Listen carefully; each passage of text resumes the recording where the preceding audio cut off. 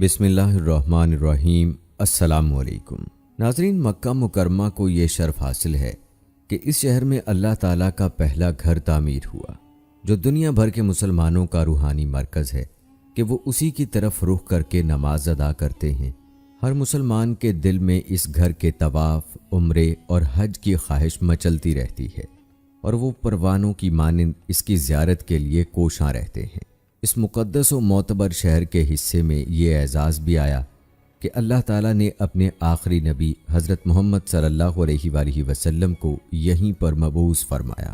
یوں مسلمانوں کو جہاں اس شہر میں ایک والہانہ روحانی لگاؤ ہے، وہیں وہ اس کی تاریخ، تہذیب و تمدن، تعمیر و ترقی کے مختلف مراحل سے آگاہی میں بھی گہری دلچسپی رکھتے ہیں۔ اسی مقصد کے لیے دوستو ہم آج کی ویڈیو آپ کے لیے لے کر آئے ہیں، جس میں ہم آپ کو مکہ مکرمہ کی مکمل تاریخ آپ کی خدمت میں پیش کریں گے۔ آج کی ویڈیو انتہائی اہم ہونے والی ہے۔ آج کی ویڈیو کو آپ نے بغیر سکپ کیے آخر تک لازمی دیکھنا ہے۔ حرمت والا یہ شہر مکہ اللہ رب العزت اور رسول اللہ صلی اللہ علیہ وآلہ وسلم کو سب شہروں سے زیادہ محبوب ہے۔ مسلمانوں کا قبلہ ہے، ان کی دلی محبت کا مرکز ہے، حج کا مرکز بھی ہے، مسلمانوں کی باہمی ملاقات اور تعلقات کی منزل ہے۔ روز ازل ہی سے اللہ تعالیٰ نے اس کی تعظیم کے پیش نظر اسے حرم قرار دیا، یعنی حرمت والا گھر۔ پھر اس میں کعبہ ہے۔ کعبہ روئے زمین پر اللہ تعالیٰ کی عبادت کے لیے بنایا جانے والا سب سے پہلا گھر ہے۔ اس قدیم ترین گھر ہی کی وجہ سے اس علاقے کو حرم کا درجہ ملا۔ صرف اسی کو نہیں، اس کی ہر چیز کو امن و امان حاصل ہے، یہاں تک کہ درختوں کو، ان کے پتوں کو اور دوسری خودرو نباتات کو بھی کاٹا نہیں جا سکتا۔ یہاں کے پرندوں اور جانوروں کو ڈرا کر بھگایا نہیں جا سکتا۔ اس جگہ کا ثواب دوسرے مقامات سے کئی گنا افضل ہے۔ یہاں کی ایک نماز 1,00,000 نمازوں کے برابر ہے۔ شہر مکہ کو یہ عظمت و حرمت اور امان سب کچھ کعبے کی برکت سے عطا ہوا ہے۔ ناظرین کرام، حجر اسود جو کہ جنت کا پتھر ہے، جس کی بہت ساری احادیث سے فضیلت بھی ثابت ہے، نیز اس بات کی بھی رغبت دلائی گئی ہے کہ دوران طواف اسے بوسہ دیا جائے یا ہاتھ لگایا جائے۔ حجر اسود کی فضیلت کے لیے یہ بات کافی ہے کہ نبی اکرم صلی اللہ علیہ وآلہ وسلم کا دست مبارک اور مبارک ہونٹ اس پر لگے ہیں۔ بخاری اور مسلم شریف میں ہے کہ سیدنا عمر بن خطاب رضی اللہ تعالی عنہ نے حجر اسود کو بوسہ دیا اور فرمایا، مجھے یقین ہے کہ تو ایک پتھر ہے جو نقصان دے سکتا ہے نہ نفع، اور اگر میں نے رسول اللہ صلی اللہ علیہ وآلہ وسلم کو تجھے بوسہ دیتے نہ دیکھا ہوتا تو کبھی تجھے بوسہ نہ دیتا۔ جامع ترمذی میں ابن عباس رضی اللہ تعالی عنہ سے روایت ہے کہ رسول اللہ صلی اللہ علیہ وآلہ وسلم نے فرمایا، حجر اسود جنت سے جب نازل ہوا تھا تو دودھ سے زیادہ سفید تھا، لیکن بنی آدم کی خطاؤں نے اسے سیاہ کر دیا۔ اسی طرح ترمذی شریف میں حضرت ابن عباس رضی اللہ تعالی عنہ ہی سے روایت ہے کہ رسول اللہ صلی اللہ علیہ وآلہ وسلم نے فرمایا، اللہ کی قسم، اللہ قیامت کے دن حجر اسود کو اس حال میں لائے گا کہ اس کی 2 آنکھیں ہوں گی جن سے دیکھے گا، اور زبان ہوگی جس سے بولے گا۔ جس شخص نے دنیا میں اس کو ایمان کی حالت میں بوسہ دیا ہوگا یا ہاتھ لگایا ہوگا، یہ اس کے حق میں گواہی دے گا۔ سیدنا عبداللہ بن عمر بن عاص رضی اللہ تعالی عنہ نے اپنے کانوں پر ہاتھ رکھ کر 3 بار فرمایا، میں اللہ کی قسم کھاتا ہوں، میں نے رسول اللہ صلی اللہ علیہ وآلہ وسلم کو فرماتے سنا ہے، حجر اسود اور مقام ابراہیم جنت کے 2 چمکدار پتھر تھے، لیکن اللہ تعالیٰ نے ان کا نور ختم کر دیا۔ اگر اللہ تعالیٰ ان کا نور ختم نہ فرماتا تو یہ زمین اور آسمان کے درمیان یا مشرق و مغرب کے درمیان پوری دنیا کو روشن کر دیتے۔ حضرت ابراہیم علیہ السلام نے کعبہ بنایا، مگر ایک پتھر کی جگہ باقی تھی۔ اسماعیل علیہ السلام کوئی پتھر تلاش کرنے لگے تو ابراہیم علیہ السلام نے فرمایا، جیسا پتھر میں تجھے بتاتا ہوں اس قسم کا پتھر لانا۔ چنانچہ اسماعیل علیہ السلام پتھر تلاش کرنے چلے گئے۔ جب لے کر آئے تو دیکھا کہ ابراہیم علیہ السلام نے اس جگہ ایک پتھر نصب کر دیا ہے۔ پوچھا، ابا جان یہ پتھر کون لایا؟ فرمایا، یہ پتھر وہ شخص لایا جو تیری تعمیر کا محتاج نہیں، اس کو جبرائیل علیہ السلام آسمان سے لائے ہیں۔ سیدنا عبداللہ بن عمر رضی اللہ تعالی عنہ نے حجر اسود کو چھوا، پھر اپنے ہاتھ کو بوسہ دیا اور فرمایا، جب سے میں نے رسول اللہ صلی اللہ علیہ وآلہ وسلم کو اسے بوسہ دیتے ہوئے دیکھا ہے، اس وقت سے میں نے اسے بوسہ دینا نہیں چھوڑا۔ دوستو، مکہ مکرمہ کی بات ہو تو زمزم کا کنواں بھی مکہ مکرمہ میں ہی ہے۔ زمزم کی کھدائی اور چشمہ پھوٹ پڑنے کا قصہ بہت مشہور ہے۔ حضرت ابراہیم علیہ السلام اپنے فرزند حضرت اسماعیل علیہ السلام اور ان کی والدہ کو لے کر یہاں آئے۔ اسماعیل علیہ السلام ابھی شیر خوار تھے۔ ابراہیم علیہ السلام نے زمزم کی جگہ سے کچھ اوپر ایک درخت کے نیچے انہیں ٹھہرا دیا۔ اس وقت مکہ میں کھیتی تھی، نہ پانی تھا۔ انہوں نے ان کے پاس کھجوروں کی تھیلی اور پانی کا ایک مشکیزہ رکھا اور واپس چل پڑے۔ اسماعیل علیہ السلام کی ماں ان کے پیچھے بھاگیں اور پکاریں، ہمیں اس بے آباد وادی میں چھوڑ کر کہاں جا رہے ہیں؟ انہوں نے کئی بار یہ الفاظ پکارے مگر ابراہیم علیہ السلام نے توجہ نہ کی۔ آخرکار انہوں نے کہا، کیا اللہ تعالیٰ نے آپ کو اس کام کا حکم دیا ہے؟ اس پر ابراہیم علیہ السلام نے فرمایا، ہاں۔ یہ سن کر انہوں نے کہا، پھر اللہ تعالیٰ ہمیں ضائع نہیں کریں گے۔ یہ کہہ کر وہ واپس درخت کے نیچے چلی گئیں۔ ابراہیم علیہ السلام چلتے گئے، یہاں تک کہ جب گھاٹی میں پہنچے جہاں سے وہ انہیں دیکھ نہیں سکتے تھے تو بیت اللہ کی طرف منہ کیا، ہاتھ اٹھائے اور دعائیں کیں۔ ان دعاؤں کا ذکر سورہ ابراہیم کی آیت نمبر 37 میں اللہ تعالیٰ نے کیا ہے، اے ہمارے رب، میں نے اپنی کچھ اولاد اس بے آب و گیاہ وادی میں تیرے حرمت والے گھر کے پاس لا بسائی ہے۔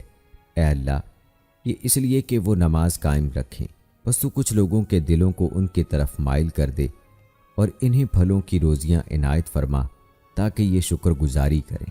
اسماعیل علیہ السلام کی والدہ سکون سے انہیں دودھ پلاتی رہیں اور خود پانی پیتی رہیں، یہاں تک کہ پانی ختم ہو گیا اور بچہ پیاس سے بلکنے لگا۔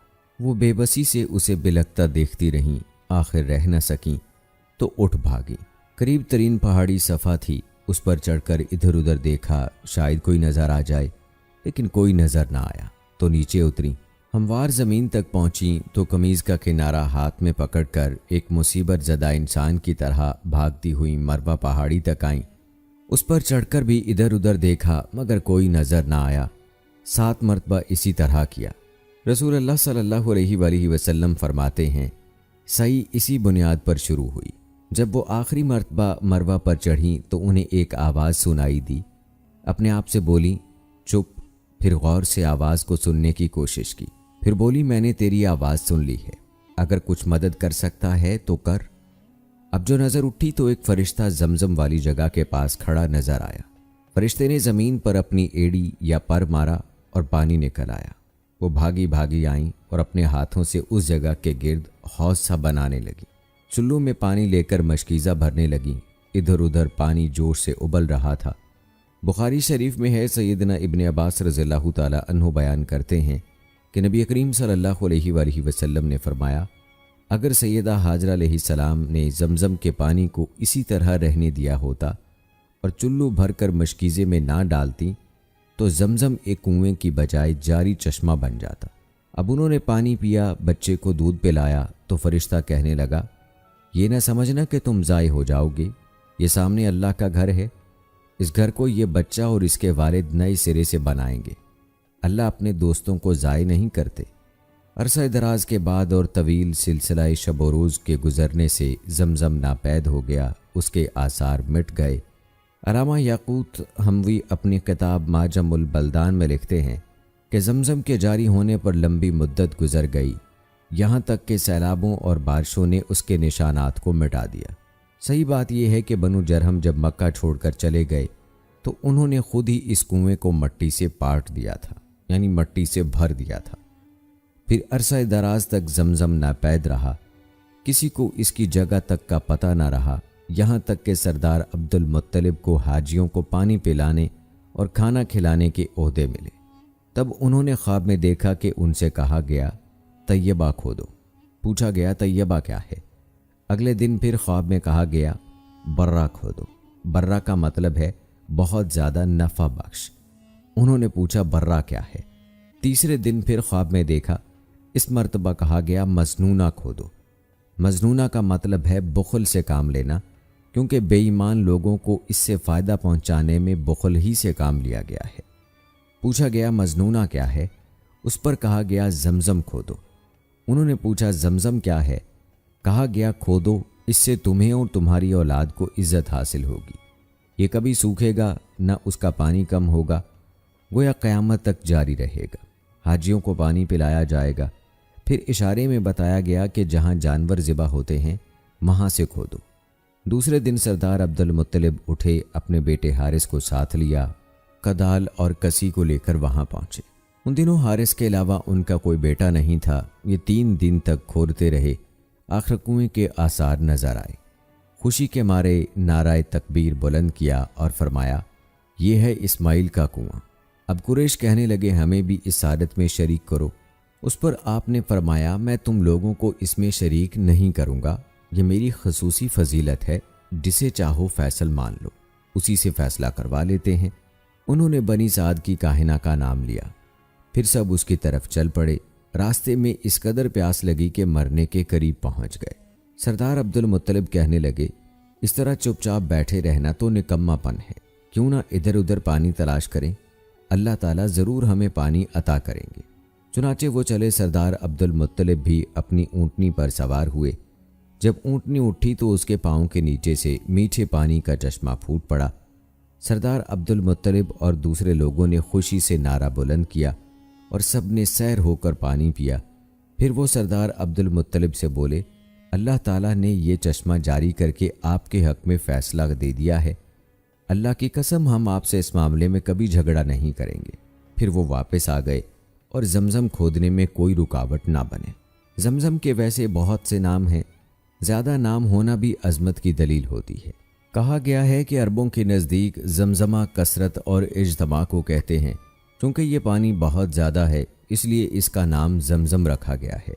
بعض محققین کا خیال ہے کہ چونکہ سیدہ حاجرہ علیہ السلام نے اس چشمے کے ارد گرد ایک منڈیر سی بنا دی تھی تاکہ پانی ادھر ادھر نہ پھیلے، اگر وہ ایسا نہ کرتی تو پانی زمین پر پھیل جاتا اور ہر چیز کو بھر دیتا، تو اس منڈیر کی وجہ سے اس کو زمزم کہا گیا ہے۔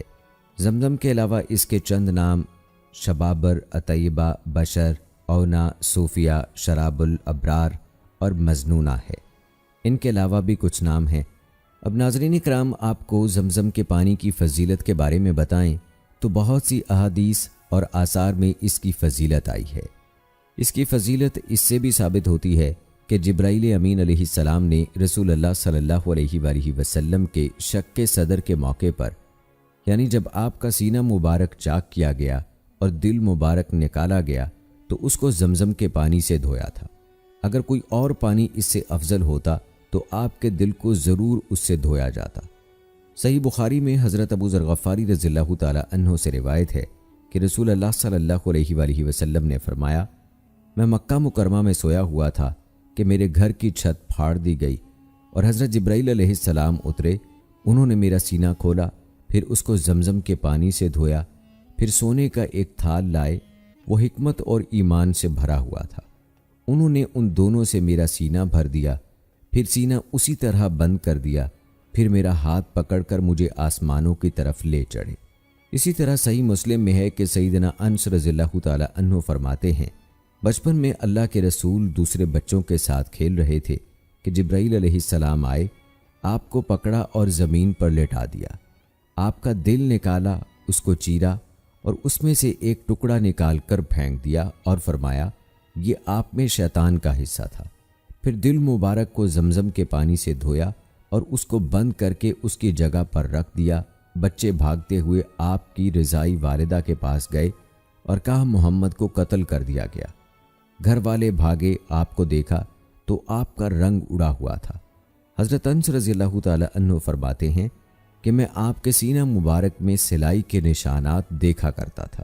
ناظرین کرام، زمزم کے پانی کی فضیلت کے بارے میں حضرت ابن عباس رضی اللہ تعالی عنہ سے روایت ہے کہ رسول اللہ صلی اللہ علیہ وآلہ وسلم نے فرمایا، روئے زمین پر سب سے افضل پانی زمزم ہے، یہ خوراک بھی ہے اور بیماری سے شفا بھی۔ اور روئے زمین پر بدترین پانی ہجر موت کے ویران علاقے وادی برقود کا پانی ہے۔ اس میں ٹڈی کی ٹانگ کے برابر کیڑے پائے جاتے ہیں۔ یہ پانی صبح کو تو جوش مارتا ہے مگر شام کو نمی تک نہیں ہوتی۔ حضرت مجاہد فرماتے ہیں، میں نے ابن عباس رضی اللہ تعالی عنہ کو کبھی ایسا کرتے نہیں دیکھا کہ لوگوں کو کھانا تو کھلائیں مگر زمزم نہ پلائیں۔ نیز جب بھی ان کے پاس کوئی مہمان آتا وہ اسے زمزم کا تحفہ ضرور دیتے، زمزم کے پانی سے وضو کرنا مستحب ہے۔ جابر رضی اللہ تعالی عنہ سے روایت ہے کہ نبی اکرم صلی اللہ علیہ وآلہ وسلم نے آب زمزم کا ایک ڈول منگوایا، اس سے پیا اور باقی پانی سے وضو کیا۔ مسند احمد کی روایت کے الفاظ یہ ہیں، نبی کریم صلی اللہ علیہ وآلہ وسلم نے طواف کے 3 چکروں میں حجر اسود تک کا رمل کیا اور 2 رکعتیں پڑھیں، پھر حجر اسود کی طرف لوٹ آئے، پھر زمزم کی طرف گئے اور اس سے پانی پیا، سر پر بھی ڈالا۔ صحیح حدیث سے ثابت ہے کہ آب زمزم میں شفا ہے، اور یہ بات ہر دور کے واقعات سے بھی متواتر ثابت ہے کہ اللہ تعالیٰ نے آب زمزم کے ذریعے ایسے مریضوں کو شفا بخشی جو علم طب کی روح سے لا علاج تھے اور ڈاکٹر حضرات ان کی زندگیوں سے مایوس ہو چکے تھے۔ ابن عباس رضی اللہ تعالی عنہ سے روایت ہے کہ رسول اللہ صلی اللہ علیہ وآلہ وسلم نے فرمایا، روئے زمین پر بہترین پانی آب زمزم ہے، یہ خوراک بھی ہے اور بیماری سے شفا بھی، اس لیے جو شخص شفا کی نیت سے پیے گا اللہ تعالیٰ اسے اپنے فضل سے شفا عطا فرمائیں گے۔ مسند احمد میں مذکور ہے، ابو حمزہ رضی اللہ تعالی عنہ کہتے ہیں، میں ابن عباس رضی اللہ تعالی عنہ کے پاس سائلین کی ترتیب لگایا کرتا تھا۔ چند دن نہ گیا، انہوں نے پوچھا اتنے دن کیوں نہیں آئے؟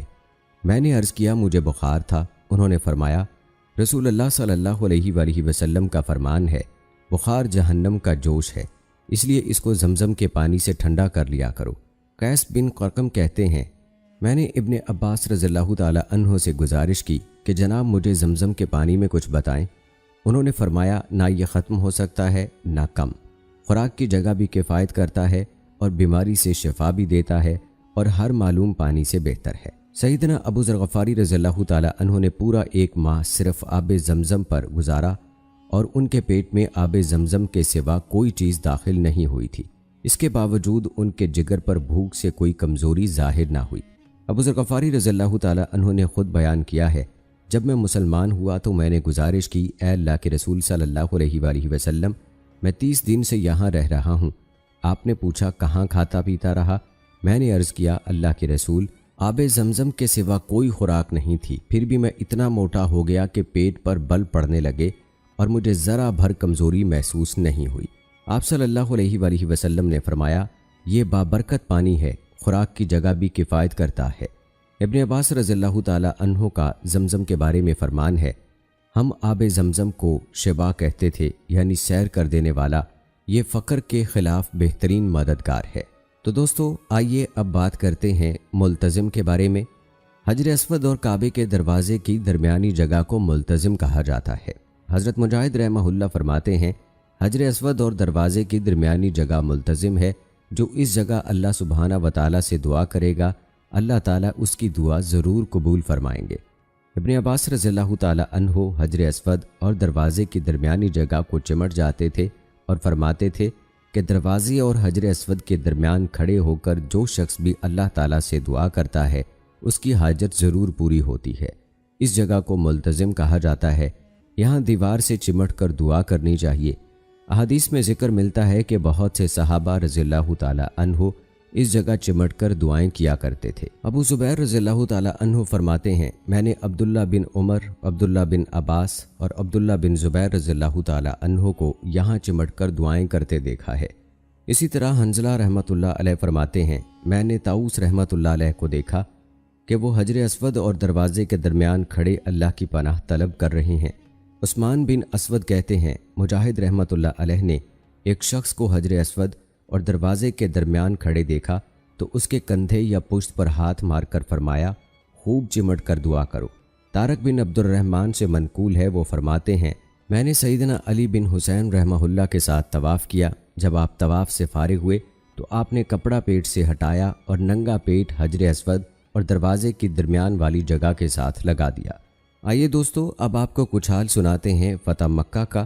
جب صلح حدیبیہ طے پا گئی تو بنو خزاع رسول اللہ صلی اللہ علیہ وآلہ وسلم کے حلیف بن گئے اور بنو بکر قریش کے ساتھ مل گئے۔ بنو بکر کے ایک آدمی نے بنو خزاع کے ایک شخص کو قتل کر دیا، اس کے نتیجے میں دونوں قبیلوں کے درمیان جنگ کی آگ بھڑک اٹھی۔ قریش نے اسلحے کے ساتھ بنو بکر کی مدد کی، بلکہ رات کے اندھیرے میں قریش کے کچھ لوگ بنو بکر کے ساتھ مل کر لڑائی میں بھی شریک ہوئے۔ اس طرح انہوں نے صلح حدیبیہ کے معاہدے کی خلاف ورزی کی۔ بنو خزاع کا ایک آدمی رسول اللہ صلی اللہ علیہ وآلہ وسلم کے پاس مدد کا مطالبہ لے کر آیا۔ آپ نے لوگوں کو تیاری کا حکم دیا اور فرمایا، ہم مکے جائیں گے، ساتھ ہی دعا فرمائی، اے اللہ قریش کے جاسوسوں کو قابو کر لے تاکہ ہم مکہ والوں کو اچانک جالیں۔ اب لوگوں نے بھرپور تیاری شروع کر دی۔ رسول اللہ صلی اللہ علیہ وآلہ وسلم نے مکہ مکرمہ جانے کا اعلان فرمایا تو سیدنا حاطب بن ابی بلتہ رضی اللہ تعالی عنہ نے قریش کو ایک خط لکھا، ایک عورت کے سپرد کیا، اجرت دے کر اسے تیار کیا کہ اس خط کو قریش تک پہنچا دے۔ اس نے وہ خط اپنے سر کے بالوں کی مینڈیوں میں چھپا لیا اور مکہ کی طرف روانہ ہو گئی۔ اللہ کے رسول صلی اللہ علیہ وآلہ وسلم کو بذریعہ وحی اطلاع ہو گئی۔ آپ نے سید علی بن ابی طالب رضی اللہ تعالی عنہ اور سیدنا زبیر بن عوام رضی اللہ تعالی عنہ کو اس کے پیچھے روانہ کیا اور حکم فرمایا، جاؤ اس عورت کو پکڑ کر لاؤ، اس کے پاس ایک خط ہے، اس خط میں ہماری تیاریوں کے متعلق قریش کو خبردار کیا گیا ہے۔ دونوں سرپٹ گھوڑے دوڑاتے ہوئے گئے اور آخر اسے روضہ خاک کے مقام پر جا لیا۔ اسے سواری سے اتار کر سامان کی تلاشی لی لیکن وہ خط نہ ملا۔ سیدنا علی رضی اللہ تعالی عنہ نے کہا، اللہ کی قسم، رسول اللہ صلی اللہ علیہ وآلہ وسلم کی اطلاع غلط نہیں ہو سکتی اور نہ ہم جھوٹ بول رہے ہیں، اس لیے تو خط نکال دے ورنہ ہم تیرے کپڑے اتار کر تلاشی لیں گے۔ جب اس نے محسوس کر لیا کہ اب خط نکال کر دینے کے سوا کوئی چارہ نہیں تو بولی، اچھا آپ منہ دوسری طرف کر لیں۔ سیدنا علی رضی اللہ تعالی عنہ نے چہرہ دوسری طرف کر لیا، اس نے خط نکال کر انہیں دے دیا۔ وہ خط لے کر اللہ کے رسول صلی اللہ علیہ وآلہ وسلم کے پاس آئے۔ آپ نے حاطب رضی اللہ تعالی عنہ کو بلا کر فرمایا، حاطب ایسا کیوں کیا؟ وہ بولے، اللہ کے رسول صلی اللہ علیہ وآلہ وسلم، یقین کیجئے میں اللہ اور اس کے رسول پر پختہ ایمان رکھتا ہوں، اللہ کی قسم نہ میں نے عقیدہ بدلا نہ دین۔ بات یہ ہے کہ میں قریش کے کسی قبیلے سے نہیں ہوں، لیکن میرے بیوی بچے وہاں رہ رہے ہیں، میں نے صرف ان کے بچاؤ کے لیے مشرکین پر یہ احسان کیا تھا۔ اس پر سیدنا عمر بن خطاب رضی اللہ تعالی عنہ فرمانے لگے، اے اللہ کے رسول صلی اللہ علیہ وآلہ وسلم، مجھے اجازت دیجیے میں اس منافق کی گردن اڑا دوں۔ ان کی بات سن کر اللہ کے رسول صلی اللہ علیہ وآلہ وسلم نے فرمایا، عمر تجھے کیا علم، امید ہے اللہ تعالیٰ نے بدریوں سے کہہ دیا ہے جو جی میں آئے کرو، میں تمہیں معاف کر چکا ہوں۔ رسول اللہ صلی اللہ علیہ وآلہ وسلم 10 رمضان المبارک کو مدینہ منورہ سے روانہ ہوئے۔ قریش کو رسول اللہ صلی اللہ علیہ وآلہ وسلم کی روانگی کا کچھ علم نہیں تھا کیونکہ آپ قریش سے خبروں کی ناکہ بندی کر چکے تھے۔ اتفاق سے ایک رات ابو سفیان، حکیم بن حزام اور بدیل بن ورقہ کسی خبر کی تلاش میں مکہ سے باہر آئے۔ ادھر نبی کریم صلی اللہ علیہ وآلہ وسلم کے چچا عبداللہ رضی اللہ تعالی عنہ رسول اللہ صلی اللہ علیہ وآلہ وسلم کے سفید خچر پر سوار پھر رہے تھے۔ ان کا یہ گشت اس لیے تھا کہ کوئی شخص ملے تو اسے مکہ والوں کے پاس بھیج دیں، وہ انہیں بتائے اللہ کے رسول صلی اللہ علیہ وآلہ وسلم تشریف لا چکے ہیں، لہٰذا آ کر امان حاصل کر لیں۔ اتفاقاً انہیں ابو سفیان مل گئے۔ انہوں نے انہیں قائل کیا کہ وہ ان کے ساتھ رسول اللہ صلی اللہ علیہ وآلہ وسلم کی خدمت میں چلیں اور مکہ والوں کے لیے امان حاصل کر لیں۔ وہ ان کے ساتھ گئے تو رسول اللہ صلی اللہ علیہ وآلہ وسلم نے اسلام کی پیشکش کی۔ ابو سفیان فوراً مسلمان ہو گئے۔ سیدنا عباس رضی اللہ تعالی عنہ کہنے لگے، اللہ کے رسول، ابو سفیان سردار آدمی ہے، فخر کا خواہش مند ہے، لہٰذا اسے کچھ امتیاز عطا فرمائیں۔ آپ نے فرمایا، ٹھیک ہے، جو شخص ابو سفیان کے گھر میں داخل ہو جائے اسے امان ہوگی، جو اپنا دروازہ بند کر کے بیٹھ جائے اسے بھی امان حاصل ہوگی، اور جو بیت اللہ میں چلا جائے اسے بھی کچھ نہیں کہا جائے گا۔ جب نبی اکرم صلی اللہ علیہ وآلہ وسلم سقوطہ میں داخل ہوئے تو آپ نے فتح مندی کے احسان کا شکر ادا کرتے ہوئے اللہ تعالیٰ کے سامنے اپنا سر جھکایا ہوا تھا، یہاں تک کہ آپ کی داڑھی مبارک کے بال پالان کی لکڑی کو چھو رہے تھے۔ لشکر اسلام کا ہر دستہ رسول اللہ صلی اللہ علیہ وآلہ وسلم کی ہدایات کے مطابق پیش قدمی کر رہا تھا، کوئی مزاحمت نہیں ہو رہی تھی۔ صرف مکہ مکرمہ کے نشیبی جانب میں بنی بکر اور حبشیوں کے کچھ لوگوں نے خالد بن ولید رضی اللہ تعالی عنہ کے دستے کو روکنے کی کوشش کی، مگر وہ جلد ہی شکست کھا گئے۔ صفوان بن امیہ، اکرمہ بن ابو جہل اور سہیل بن عمر نے بھی خندمہ کے علاقے میں کچھ لوگ لڑائی کے لیے جمع کر رکھے تھے۔ جب خالد بن ولید رضی اللہ تعالی عنہ اپنے دستے سمیت پہنچے تو انہوں نے بھی تھوڑی بہت مزاحمت کی، ان میں سے قریباً 12-13 آدمی مارے گئے تو وہ بھاگ کھڑے ہوئے۔ رسول اللہ صلی اللہ علیہ وآلہ وسلم نے دستوں کے امیر مقرر فرماتے ہوئے انہیں تاکید فرمائی تھی کہ مکہ مکرمہ میں داخل ہوتے وقت کسی کو قتل نہ کریں، سوائے اس صورت کے کہ کوئی ان سے لڑائی لڑے۔ البتہ آپ نے چند اشخاص کا نام لے کر ان کے قتل کا حکم دیا تھا، ان کے بارے میں آپ نے فرمایا تھا چاہے وہ کعبے کے پردوں کے پیچھے ہی کیوں نہ چھپے ہوں انہیں قتل کر دیا جائے۔ ان کے نام یہ تھے عبداللہ بن سعد بن ابی سرخ، عبداللہ بن خطل اور اس کے 2 گانے والی لونڈیاں حوائرس بن نقیس، نقیس بن ثوابہ، اکرمہ بن ابی جہل اور بنو عبد المطلب کی ایک لونڈی سارہ۔ ان میں سے صرف عبداللہ بن خطل، نقیس بن ثوابہ اور بنی خطل کی ایک لونڈی قتل کیے گئے، باقی حضرات نے معافی مانگ لی اور آپ نے انہیں معاف کر دیا۔ رسول اللہ صلی اللہ علیہ وآلہ وسلم جمعۃ المبارک کو مکہ مکرمہ میں تشریف فرما ہوئے، جبکہ رمضان المبارک کے 10 دن باقی تھے۔ نبی کریم صلی اللہ علیہ وآلہ وسلم نے مقام آبکاہ میں خصوصی خیمہ لگایا۔ آپ اپنی اونٹنی قصوہ پر سوار داخل ہوئے۔ آپ کے ایک طرف ابو بکر رضی اللہ تعالی عنہ اور دوسری طرف سیدنا اسید بن حضیر رضی اللہ تعالی عنہ تھے۔ آپ اپنے خیمے میں فروکش ہوئے۔ ابن عمر رضی اللہ تعالی عنہ فرماتے ہیں رسول اللہ صلی اللہ علیہ وآلہ وسلم مکہ میں داخل ہوئے تو دیکھا کہ مشرکین کی عورتیں گھوڑوں کے چہروں سے اپنے دوپٹوں کے ساتھ گرد و غبار جھاڑ رہی ہیں۔ ابو بکر صدیق رضی اللہ تعالی عنہ مسکرائے۔ نبی کریم صلی اللہ علیہ وآلہ وسلم نے فرمایا ابو بکر، حسان نے کیسے کہا تھا؟ بھلا ابو بکر صدیق رضی اللہ تعالی عنہ نے سید حسان بن ثابت رضی اللہ تعالی عنہ کے یہ اشعار پڑھے، میری بیٹی مر جائے اگر تم ہمارے گھوڑوں کو قدا مقام کے دونوں کناروں پر گرد و غبار اڑاتے نہ دیکھو۔ وہ اپنے سواروں سے باغے چھڑا چھڑا کر بھاگیں گے، ان پر کاٹھیاں پڑی ہوں گی اور عورتیں اپنے دوپٹوں کے ساتھ ان کے چہروں سے گرد و غبار جھاڑیں گی۔ نبی کریم صلی اللہ علیہ وآلہ وسلم نے فرمایا گھوڑوں کو وہیں سے داخل کرو جہاں حسان نے ذکر کیا ہے، یعنی قدار سے۔ جب لوگوں میں اطمینان ہوا تو آپ اپنی اونٹنی پر سوار ہو کر بیت اللہ شریف لائے اور سواری ہی پر 4 چکر لگائے۔ جب بھی حجر اسود کے پاس سے گزرتے اپنی چھڑی سے اسے چھو لیتے۔ اسی وقت کعبے کے ارد گرد 360 بت تھے۔ ان بتوں کو سیسے کے ذریعے نصب کیا گیا تھا۔ ان بتوں کو چھڑی سے مارتے اور فرماتے حق آ گیا اور باطل مٹ گیا۔ باطل تو مٹنے ہی والا ہے، بت چہرے کے بل گرتے جا رہے تھے۔ سیدنا جابر رضی اللہ تعالی عنہ فرماتے ہیں کہ ہم رسول اللہ صلی اللہ علیہ وآلہ وسلم کے ساتھ مکہ مکرمہ میں داخل ہوئے۔ اس وقت بیت اللہ کے آس پاس 360 بت تھے، ان کی پوجا کی جاتی تھی۔ رسول اللہ صلی اللہ علیہ وآلہ وسلم کے حکم سے ان سب کو منہ کے بل گرایا گیا۔ صحیح بخاری میں ہے نبی اکرم صلی اللہ علیہ وآلہ وسلم مکہ میں تشریف لائے تو آپ نے بتوں کی موجودگی میں کعبے میں داخل ہونے سے انکار کر دیا۔ آپ کے حکم سے ان سب کو نکال دیا گیا۔ جب سیدنا ابراہیم اور اسماعیل علیہ السلام کے بت نکالے گئے تو ان کے ہاتھ میں تیر پکڑائے ہوئے تھے۔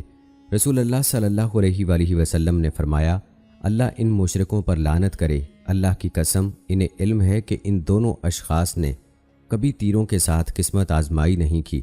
پھر آپ بیت اللہ میں داخل ہوئے اور کونوں میں کھڑے ہو کر تکبیریں پڑھتے رہے، لیکن آپ نے اس میں نماز ادا نہیں فرمائی۔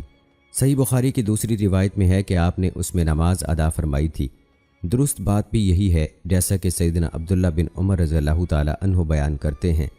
پھر جب نبی کریم صلی اللہ علیہ وآلہ وسلم نے کعبے میں نماز ادا فرمائی، بیت اللہ کا چکر لگا لیا، اس کے کونوں میں تکبیرات پڑھ لیں اور نعرہ توحید بلند فرما دیا، تو بیت اللہ کا دروازہ کھلنے پر آپ نے دیکھا کہ مسجد قریش سے بھر چکی تھی۔ وہ صفوں میں بیٹھے انتظار کر رہے تھے کہ اب آپ ان کے ساتھ کیا سلوک فرماتے ہیں۔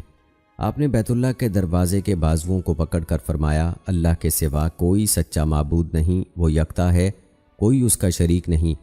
اس نے اپنا وعدہ پورا فرمایا، اپنے بندوں کی مدد فرمائی اور اکیلے نے سب لشکروں کو شکست دے دی۔ خبردار، ہر قسم کا فخر، مالی اور مذہبی امتیاز جن کے دعوے کیے جاتے ہیں آج میرے ان پاؤں تلے ہیں، سوائے بیت اللہ کی خدمت اور حاجیوں کو پانی پلانے کی خدمت کے۔ خبردار، اگر کسی کو کوڑے یا لاٹھی کے ساتھ غلطی سے مار دیا جائے تو قاتل پر سخت دیت لاگو ہوگی، یعنی 100 اونٹ جن میں 40 اونٹنیاں حاملہ بھی ہوں گی۔ اے قریش، اللہ تعالیٰ نے تمہارا جاہلی تکبر اور آبائی فخر ختم کر دیا۔ سب لوگ آدم علیہ السلام کی اولاد ہیں اور سیدنا آدم علیہ السلام مٹی سے بنے تھے۔ پھر آپ نے سورہ الحجرات کی آیت نمبر 13 تلاوت فرمائی، اے لوگو، ہم نے تمہیں ایک مرد اور ایک عورت سے پیدا کیا، پھر ہم نے تمہیں قبیلوں اور قوموں میں بانٹ دیا تاکہ تم ایک دوسرے کو پہچان سکو۔ تم میں سب سے زیادہ معزز وہ ہیں جو اللہ تعالیٰ سے زیادہ ڈرتا ہے، بلا شبہ اللہ تعالیٰ دانا اور باخبر ہے۔ اس کے بعد آپ نے فرمایا، اے قریش، کیا تمہیں معلوم ہے میں تم سے کیا سلوک کروں گا؟ اس پر وہ سب کے سب بول اٹھے، یقیناً آپ اچھا سلوک کریں گے کیونکہ آپ شریف بھائی ہیں اور شریف بھائی کے بیٹے ہیں۔ جواب میں آپ نے فرمایا، میں تمہیں وہی الفاظ کہتا ہوں جو یوسف علیہ السلام نے اپنے بھائیوں سے فرمائے تھے، آج تمہیں کوئی ملامت نہ ہوگی، جاؤ تم سب آزاد ہو۔ فتح کے بعد لوگ رسول اللہ صلی اللہ علیہ وآلہ وسلم کی بیعت کرنے لگے۔ آپ ایک مقام قرن مسقلہ پر بیٹھ گئے، چھوٹے بڑے سب آپ کے ہاتھ پر بیعت کر رہے تھے۔ وہ اقرار کر رہے تھے اللہ کے سوا کوئی معبود نہیں۔ نبی کریم صلی اللہ علیہ وآلہ وسلم مردوں کی بیعت سے فارغ ہوئے تو عورتوں کی باری آئی۔ آپ نے عورتوں سے زبانی بیعت لی۔ اس وقت آپ صفا پہاڑی پر تھے۔ سیدنا عمر رضی اللہ تعالیٰ عنہ آپ سے نیچے بیٹھے ہوئے تھے۔ انہوں نے آپ کی طرف سے عورتوں سے بیعت لی۔ بیعت کے الفاظ یہ تھے، ہم اللہ کے ساتھ کسی کو شریک نہیں ٹھہرائیں گے، چوری نہیں کریں گی، زنا نہیں کریں گی، اپنے بچوں کو قتل نہیں کریں گی، کسی پر جھوٹا بہتان نہیں باندھیں گی اور کسی اچھے کام میں آپ کی نافرمانی نہیں کریں گی۔ نبی کریم صلی اللہ علیہ وآلہ وسلم مکہ مکرمہ میں 19 دن ٹھہرے۔ اس پوری مدت میں آپ نماز قصر ہی ادا فرماتے رہے۔ جس جگہ آپ کا خیمہ نصب تھا اس جگہ کا نام شیب ابی طالب تھا۔ ان دنوں آپ نے بہت سے امور سر انجام دیے، مثلاً کعبے کو بتوں سے پاک کیا، بیت اللہ کے اندر نماز ادا کی، بیت اللہ کے اندر بنی تصاویر مٹوائیں، بنو شیبہ کا کعبے کے خدام کے طور پر تقرر فرمایا، بنو عبد المطلب کو سقایا یعنی حجاج کو پانی پلانے کی خدمت سونپی۔ مزید یہ کہ آپ نے سیدنا بلال رضی اللہ تعالیٰ عنہ کو حکم فرمایا کعبے کے اوپر چڑھ کر اذان دیں۔ بعض سرکش مرتدوں کا خون جائز قرار دیا، مردوں اور عورتوں سے بیعت لی۔ ابو سید خزائی کو حکم فرمایا کہ حرم کی برجیاں پھر سے بنائیں۔ دعوت اسلام کے لیے کئی لشکر بھیجے کیونکہ آپ کو معلوم تھا کہ فتح مکہ کی وجہ سے بہت سے دشمن اسلام قبول کرنے کو تیار ہیں۔ وہ توڑنے کے لیے بھی دستے بھیجے۔ سیدنا خالد بن ولید رضی اللہ تعالیٰ عنہ نے مکہ کے قریب مقام نخلا کے بت عزا کو پاش کیا۔ اس وقت رمضان المبارک کے 8 ہجری کے 5 دن باقی تھے۔ عزا قریش اور بنو کنانہ کا خاص بت تھا اور اسے سب سے بڑا بت شمار کیا جاتا تھا۔ نیز آپ نے سیدنا عمر بن عاص رضی اللہ تعالیٰ عنہ کو بھیجا۔ انہوں نے بنو حزیل کا بت سواد ریزہ کیا۔ اس طرح سیدنا سعد بن زید اشعری رضی اللہ تعالیٰ عنہ کو بھیجا۔ انہوں نے منات نامی بت کو توڑا۔ یہ سب کام رمضان المبارک 8 ہجری ہی میں انجام پائے۔ اللہ کے رسول صلی اللہ علیہ وآلہ وسلم فتح مکہ کے بعد واپس مدینہ منورہ تشریف لائے تو وفود کا تانتا بن گیا۔ وہ آ کر اپنے اسلام کا اعلان کرتے تھے۔ ادھر حج کا وقت قریب آ رہا تھا۔ آپ مسلمانوں کو لے کر حج کے لیے نہیں جا سکتے تھے کیونکہ وفود مسلسل آ رہے تھے۔ نیز ابھی تک جزیرہ نما عرب میں کفار موجود تھے جو اللہ پر ایمان رکھتے تھے نہ اس کے رسول پر۔ کچھ یہودی بھی تھے، اس لیے مناسب تھا کہ ابھی اللہ کے رسول مدینہ ہی میں رہیں یہاں تک کہ اسلام ہر طرف پھیل جائے اور اللہ کی طرف سے آپ کو حج کی اجازت ملے، اور آپ کی بجائے ابو بکر صدیق رضی اللہ تعالیٰ عنہ ہی لوگوں کو حج کے لیے ساتھ لے جائیں۔ چونکہ مشرکین اب بھی بیت اللہ کا حج کرنے کے لیے آ جاتے تھے، اس لیے ضروری تھا کہ کعبہ کو مشرکین کی آمد سے بھی پاک کیا جائے، جیسا کہ بتوں اور شرکیہ نشانات سے پاک کیا جا چکا ہے۔ ذکر 9 ہجری کے آخر میں ابو بکر صدیق رضی اللہ تعالیٰ عنہ رسول اللہ صلی اللہ علیہ وآلہ وسلم کے حکم سے امیر حج بن کر روانہ ہوئے۔ آپ کے ساتھ نبی اکرم صلی اللہ علیہ وآلہ وسلم کی طرف سے 20 اونٹ قربانی کے لیے بھیجے گئے تھے، جبکہ خود ان کے 50 اونٹ تھے۔ اس سفر میں 300 مدنی صحابہ بھی آپ کے ساتھ تھے۔ جب آپ ذوالحلیفہ، جسے آج کل آبار علی کہا جاتا ہے اور یہ مدینہ سے قریباً 11 کلومیٹر دور ہے، پہنچے تو رسول اللہ صلی اللہ علیہ وآلہ وسلم نے سیدنا علی بن طالب رضی اللہ تعالیٰ عنہ کو بھیجا۔ انہیں حکم دیا کہ مشرکین کے سامنے سورہ براق یعنی سورہ توبہ کی تلاوت کریں۔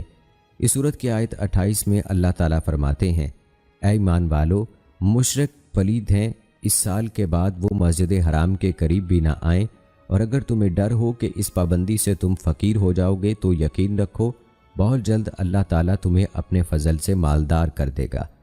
اگر اللہ کی مرضی ہوئی، یقیناً اللہ تعالیٰ علم و حکمت والا ہے۔ اللہ تعالیٰ نے مومنوں کو جو دین اور جسم کے لحاظ سے پاک ہیں حکم دیا ہے کہ ان مشرکوں کو جو دینی لحاظ سے پلید ہیں مسجد حرام سے نکال دیں اور اس کے بعد وہ کبھی اس کے قریب بھی نہ پھٹکے۔ چنانچہ علی رضی اللہ تعالیٰ عنہ نے قربانی والے دن فرمایا، اے لوگو، اس سال کے بعد کوئی مشرک حج کرنے نہ آئے، کوئی ننگا شخص بیت اللہ کا طواف نہ کرے، اور جس شخص کا اللہ کے رسول صلی اللہ علیہ وآلہ وسلم سے معاہدہ ہو چکا ہے وہ مقررہ مدت تک برقرار رہے گا۔ لوگوں کے لیے اس وقت سے 4 ماہ کی مدت مقرر کر دی گئی۔ تاکہ وہ اپنے اپنے گھروں کو واپس جا سکیں۔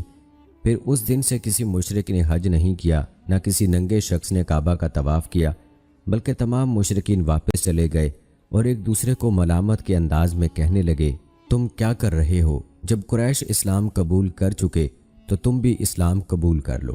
تو آئیے دوستو، آپ کو اب مسجد حرام کی تعمیر کے مختلف ادوار کے بارے میں بتاتے ہیں۔ جی ہاں، پہلے مسجد حرام چھوٹی سی تھی، اس کے ارد گرد دیوار بھی نہیں تھی، بلکہ گھروں نے مسجد حرام کو گھیر رکھا تھا۔ گھروں میں مسجد کی طرف دروازے کھلتے تھے، لوگ ادھر ادھر سے آتے جاتے رہتے تھے، اس طرح نمازیوں کو دقت ہوتی تھی۔ سیدنا عمر بن خطاب رضی اللہ تعالی عنہ نے بہت سے گھر خرید کر ان کو گرا دیا۔ جن لوگوں نے اپنے گھروں کو فروخت کرنے سے انکار کیا، ان کے گھر گروا کر گھروں کی قیمت بیت المال میں رکھ دی۔ آخرکار انہوں نے یہ قیمت لے لی۔ پھر سیدنا عمر رضی اللہ تعالی عنہ نے مسجد کے ارد گرد 4 دیواری کی تعمیر کروا دی، جو زیادہ اونچی نہیں تھی۔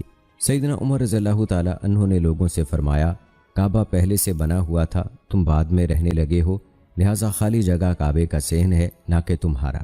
یہ 17 ہجری کی بات ہے، جب سیدنا عمر رضی اللہ تعالی عنہ عمرہ کرنے کے لیے تشریف لائے تھے اور مکہ مکرمہ میں 20 دن ٹھہرے تھے۔ سیدنا علی رضی اللہ تعالی عنہ کے دور میں لوگ زیادہ ہو گئے تو انہوں نے مسجد کی مزید توسیع فرمائی۔ کچھ لوگوں سے گھر خرید لیے، جنہوں نے بیچنے سے انکار کیا، ان کے گھر زبردستی گرا دیے۔ لوگوں نے شور و گل مچایا تو آپ نے انہیں بلا کر فرمایا، میری نرمی اور تحمل نے تمہیں جرأت دلا دی ہے، ورنہ سیدنا عمر رضی اللہ تعالی عنہ نے بھی یہی کچھ کیا تھا۔ اس وقت تو کوئی نہیں بولا تھا، میں نے تو انہی کا طریقہ اختیار کیا ہے جس پر تم چیخنے چلانے لگے ہو۔ پھر آپ نے انہیں قید کرنے کا حکم دیا، مگر پھر عبداللہ بن خالد بن اسید کی سفارش پر انہیں چھوڑ دیا۔ سیدنا عثمان رضی اللہ تعالی عنہ نے یہ توسیع 26 ہجری میں فرمائی۔ پھر سیدنا عبداللہ بن زبیر رضی اللہ تعالی عنہ نے مسجد کے مشرق کی سمت سے توسیع کی، اور یہ بالائی حصہ تھا جو مسجد کی شامی اور یمنی جانب واقع تھا۔ اس توسیع میں کتاب اخبار مکہ کے مصنف علامہ ازرقی کی جد امجد ازرق کا نصف گھر بھی شامل ہو گیا تھا۔ یہ حصہ سیدنا عبداللہ بن زبیر رضی اللہ تعالی عنہ نے ان سے 10,000 دینار سے زائد رقم دے کر خریدا تھا۔ اس کے بعد بنو عباس کے دوسرے خلیفہ ابو جعفر منصور نے مسجد کی شامی اور مغربی جانب توسیع کی۔ اس توسیع کی ابتدا محرم الحرام 137 ہجری میں ہوئی اور ذی الحج 140 ہجری میں تکمیل ہوئی۔ ابو جعفر منصور کی توسیع مسجد حرام کے پہلے رقبے سے نصف پر مشتمل تھی، گویا اس طرح مسجد کا رقبہ پہلے سے 1.5 گنا بڑھ گیا۔ پھر ابو جعفر منصور کے بیٹے مہدی نے مسجد کی بالائی، یمنی اور مغربی جانب اپنے والد کی توسیع سے آگے مزید توسیع کی۔ مہدی کے دور میں توسیع 2 مرتبہ ہوئی۔ پہلی مرتبہ 160 ہجری میں، جب اس نے اپنے والد کی توسیع سے آگے 2 برآمدے مزید تعمیر کیے۔ دوسری مرتبہ 167 ہجری میں توسیع ہوئی۔ اس توسیع کا حکم اس نے اس وقت دیا جب 164 ہجری میں وہ اپنا دوسرا حج کرنے آیا۔ یہ توسیع شروع اس کے آخری دور میں ہوئی اور مکمل اس کے بیٹے موسیٰ ہادی کے دور میں ہوئی، کیونکہ موت نے مہدی کو زیادہ مہلت نہ دی۔ مہدی نے مسجد حرام کی توسیع و تعمیر میں بہت زیادہ مال خرچ کیا، کیونکہ مسجد میں شامل کی جانے والی 1 ہاتھ مربع زمین کی قیمت 25 دینار میں پڑی، اور وادے میں داخل کی جانے والی 1 ہاتھ مربع زمین کی قیمت 25 دینار میں پڑی، جبکہ سنگ مرمر کے ستون شامل اور بعض دیگر ممالک سے جدہ کی بندرگاہ تک پہنچے، جن کو بعد میں جھکڑوں پر لاد کر مکہ مکرمہ تک لایا گیا۔ اس توسیع کو ان امور میں شمار کیا جاتا ہے جن پر بے انتہا اخراجات ہوئے۔ اس کے بعد دارالندوہ میں توسیع ہوئی۔ اس کے منتظم نے خلیفہ عباسی کے وزیر عبید اللہ بن سلیمان بن وہب کو رغبت دلائی کہ باقی ماندہ دارالندوہ کو مسجد میں شامل کیا جائے۔ اس سے نیک نامی ہوگی، کیونکہ مہدی کے بعد کسی خلیفہ نے مسجد حرام میں کوئی کام نہیں کرایا۔ منتظر نے مکہ مکرمہ کے قاضی محمد بن احمد مقدمی اور مکہ مکرمہ کے امیر حجاج بن حج سے بھی درخواستیں کی کہ وہ دارالندوہ کے بارے میں ایسی ہی تجویز خلیفہ کے سامنے پیش کریں۔ یہ شخص مقتدر باللہ کا آزاد کردہ غلام تھا، اس نے بھی تجویز لکھ بھیجی۔ جب یہ تینوں درخواستیں منتظم کے پاس پہنچیں تو اس نے حکم دیا دارالندوہ کو مسجد کی شکل دے کر بڑی مسجد سے ملا دیا جائے۔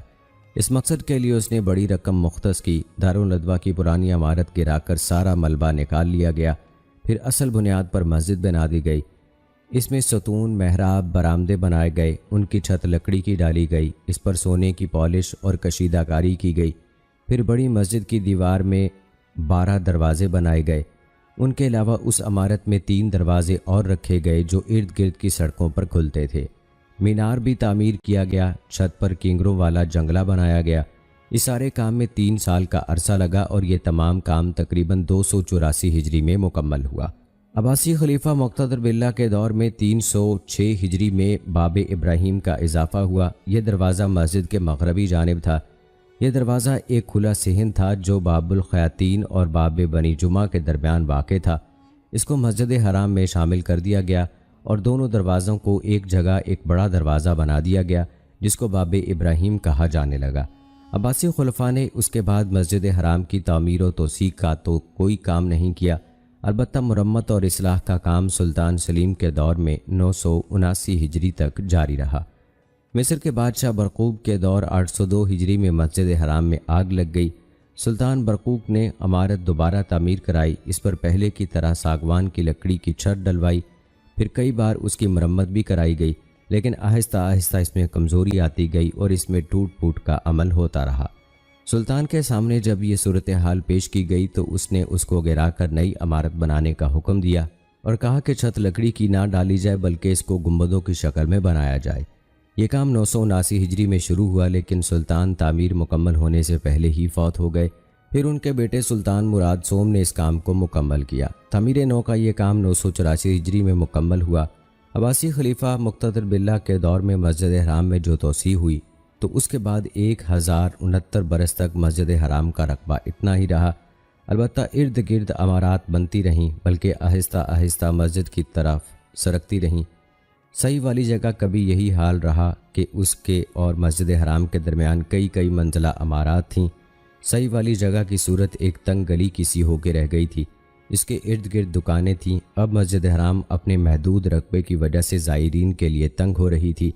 حاجیوں کی تعداد اب اتنی کم نہیں رہی تھی جتنی جانوروں اور باغبانی کشتیوں کے زمانے میں تھی، بلکہ ذرائع آمد و رفت کی ترقی کی وجہ سے اب تعداد کئی گنا بڑھ چکی تھی۔ اب جانوروں کی بجائے نئی بسیں، کاریں اور تیز ترین ہوائی جہاز ایجاد ہو چکے تھے۔ باغبانی کشتیوں کی بجائے تیز رفتار 2 ہیکل بحری جہاز کا دور آ چکا تھا۔ اتنی بڑی تعداد کے لیے یہ مسجد بہت تنگ پڑ گئی تھی۔ جوں دن گزر رہے تھے، حجاج اور زائرین کی تعداد میں بے انتہا اضافہ ہو رہا تھا۔ مکہ مکرمہ کے رہائشی اور حجاج سبھی اس تنگی کو بری طرح محسوس کر رہے تھے، لیکن تعجب کی بات یہ ہے کہ 1000 سال سے زیادہ مدت تک کسی مسلمان بادشاہ یا حاکم نے اس کی توسیع میں ایک بالشت زمین کا اضافہ کیا اور نہ اس کی فکر کی۔ 1370 ہجری میں مسجد نبوی کی توسیع کا آغاز ہوا۔ 5 محرم 1375 ہجری میں مسجد نبوی کی توسیع کا کام پورا ہونے پر سرکاری طور پر اعلان کیا گیا کہ مسجد نبوی کی توسیع کے دوران استعمال ہونے والی تمام مشینری اور جملہ آلات کو مکہ مکرمہ منتقل کر دیا جائے تاکہ فوری طور پر مسجد حرام کی توسیع کے منصوبے کا آغاز ہو سکے۔ مسجد حرام میں پہلی توسیع شاہ سعود بن عبدالعزیز کے دور میں ہوئی۔ مسجد کے دونوں جانب بنے ہوئے گھر گرا دیے گئے اور مسجد کی دونوں منزل بنائی گئیں۔ پہلی منزل میں صفا سے مروہ جانے اور مروہ سے صفا واپس آنے کے لیے الگ الگ راستے بنائے گئے۔ درمیان میں ایک چھوٹا سا جنگلہ لگا دیا گیا تاکہ جانے اور آنے کے راستے جدا جدا رہیں۔ پہلی منزل میں 16 دروازے لگائے گئے۔ دوسری منزل پر جانے کے لیے 2 راستے بنائے گئے، ایک صفا دوسرا مروہ کے پاس۔ پھر جنوبی جانب کی عمارت گرائی گئی اور 2 منزلہ خوبصورت برآمدہ بنایا گیا۔ مساق کے سوا باقی توسیع شدہ عمارت کے نیچے تہہ خانے بنائے گئے۔ پھر مغربی اور شمالی جانب میں بھی جنوبی توسیع کی طرح توسیع کی گئی اور ان دونوں جانب بھی وہی کچھ بنایا گیا جو جنوبی جانب تھا۔ اسی طرح سعودی دور کی پہلی توسیع میں 1,53,000 مربع میٹر کا اضافہ کیا گیا اور مسجد کا کل رقبہ 1,80,850 میٹر ہو گیا۔ توسیع ہوتے ہوتے اب میناروں کی تعداد 9 ہو گئی۔ اس نئے اضافے کا رقبہ 76,000 مربع میٹر ہے۔ یہ رقبہ پہلی سعودی توسیع سے پہلے کی مسجد حرام کے رقبے سے 3 گنا ہے۔ اس کا مطلب یہ ہے کہ دونوں سعودی توسیعات سے مسجد حرام کا رقبہ 9 گنا بڑھ گیا ہے۔ اس کے علاوہ نمازیوں کے لیے مسجد کے مشرقی جانب مساس متصل نئی میدان بھی بنائے گئے ہیں۔ ان کو مشرقی صحن کہا جاتا ہے۔ جبل ابو قبیس کے دامن میں شاہی محلات واقع ہیں جن کا رقبہ تقریباً 40,000 مربع میٹر ہے۔ ان میں وہ تمام سہولیات میسر کی گئی ہیں جن کی نمازیوں کو ضرورت پیش آ سکتی ہے۔ اس کے ساتھ ساتھ جنوبی اور مغربی جانب بھی وسیع صحن تیار کیے گئے ہیں۔ ان میں سفید سنگ مرمر کا فرش لگایا گیا ہے تاکہ جب نمازی زیادہ ہوں تو یہاں بھی لوگ نماز ادا کر سکیں۔ حج کے دنوں میں خاص طور پر یہاں نماز ادا کی جاتی ہے۔ حرم کی توسیع اور آرائش و زیبائش یقیناً اپنی جگہ ایک انتہائی اہم کام ہے، لیکن تمام نمازیوں کو ایک امام کے پیچھے اکٹھا کرنا اس سے کہیں بڑھ کر اہمیت کا حامل ہے۔ واقعہ یہ ہے کہ ایک امام کے پیچھے اکٹھے نماز ادا کرنے سے پہلے حرم میں مختلف مرتبہ ہائے فکر کے ائمہ کی الگ الگ جائے نماز ہوتی تھی۔ امام مالک رحمۃ اللہ علیہ کے پیروکار ایک جگہ نماز ادا کرتے تھے تو امام شافعی رحمۃ اللہ علیہ کے پیروکار دوسری جگہ۔ اسی جگہ امام احمد بن حنبل رحمۃ اللہ علیہ کے مقتدین کا مصلی جدا مقام پر تھا، اور امام ابو حنیفہ رحمۃ اللہ علیہ کے پیروکار الگ جگہ پر نماز ادا کیا کرتے تھے۔ ان میں سے ہر مقام پر الگ امام نماز پڑھایا کرتا تھا۔ اذان تو ایک ہی ہوتی تھی، جبکہ نماز الگ الگ 4 مقامات پر مختلف اوقات میں ادا کی جاتی تھی۔ سب سے پہلے امام احمد بن حنبل رحمۃ اللہ علیہ کے پیروکار نماز ادا کرتے، ان کے بعد امام شافعی رحمۃ اللہ علیہ کے ماننے والے، پھر امام مالک رحمۃ اللہ علیہ کے پیروکار، اسی طرح سب سے آخر میں امام ابو حنیفہ رحمۃ اللہ علیہ کے طریق پر چلنے والے اپنی نماز ادا کیا کرتے تھے۔ ہر مصلی کا الگ امام مقرر کرنے کی بدعت عثمانیوں نے شروع کی تھی، جو شاہ عبدالعزیز بن عبد الرحمن آل سعود کی آمد تک جاری رہی۔ شاہ عبدالعزیز نے یہ تمام طریقے ختم کر دیے جو مسلمانوں کی زندگی کو عیب دار بنا رہے تھے، اور تمام امور کو رسول اللہ صلی اللہ علیہ وآلہ وسلم اور سلف صالحین کی عہد کی طرف لوٹاتے ہوئے مسلمانوں کو ایک امام کی اقتداء میں نماز ادا کرنے کا حکم جاری کر دیا۔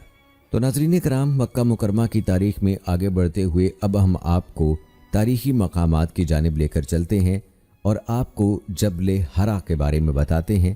نام تو یقیناً آپ نے سنا ہوگا، یہی وہ پہاڑ ہے جس میں ایک غار ہے جو لوگوں میں غار حرا کے نام سے مشہور ہے۔ اس غار میں وحی کے نزول کا آغاز ہوا۔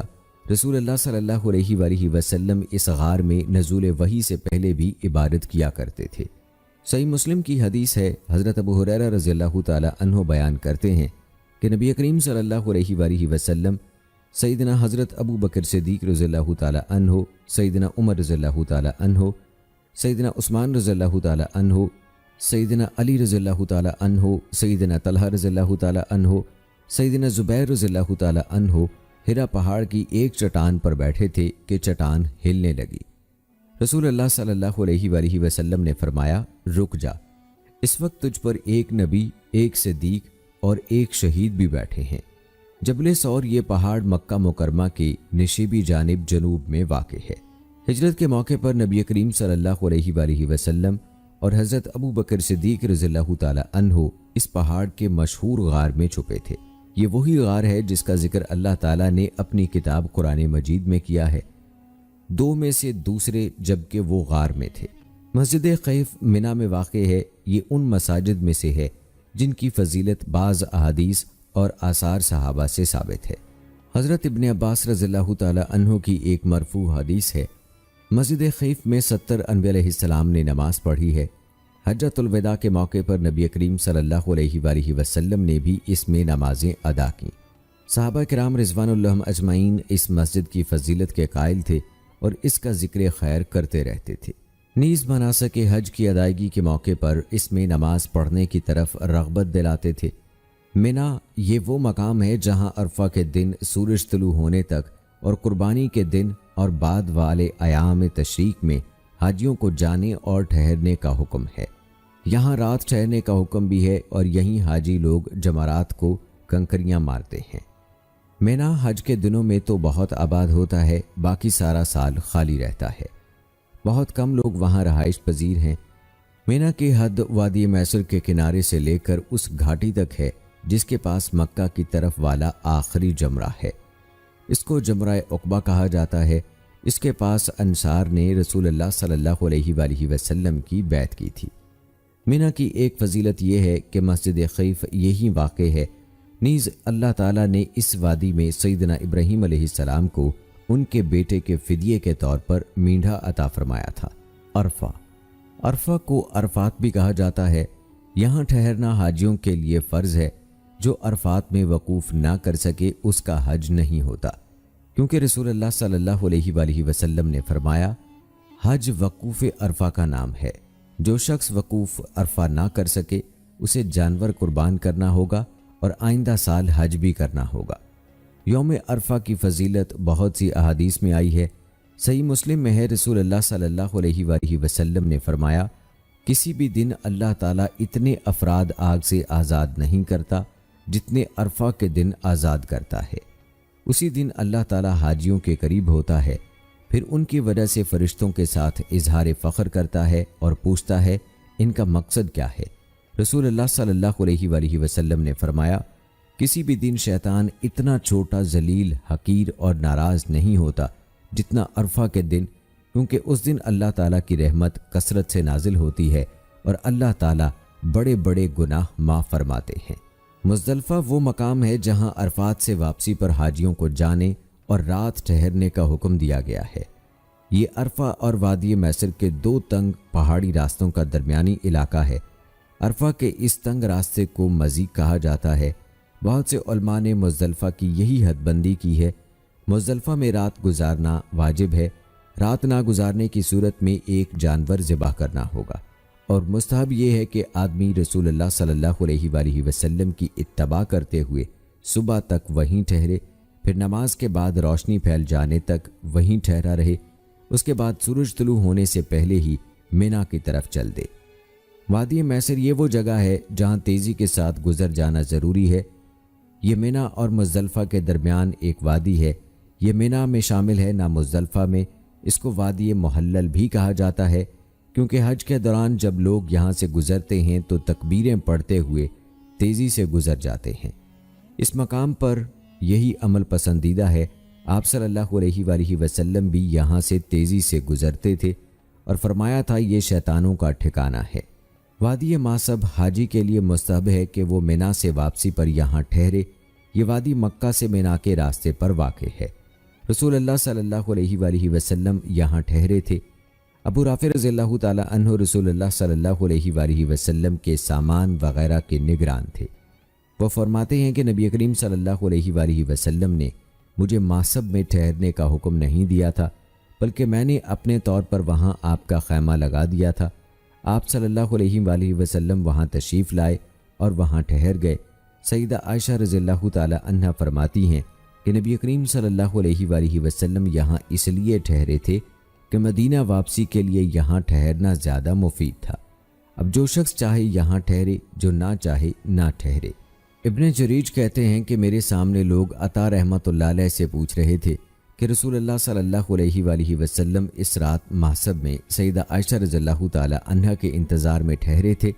عطا رحمۃ اللہ علیہ نے جواب دیا نہیں، یہ ویسے ہی قافلوں کے پڑاؤ کی جگہ ہے، کوئی چاہے تو محسب میں ٹھہرے، نہ چاہے تو نہ ٹھہرے۔ تنیم یہ مسجد بیت اللہ سے 7.5 کلومیٹر دور مدینہ روڈ پر واقع ہے۔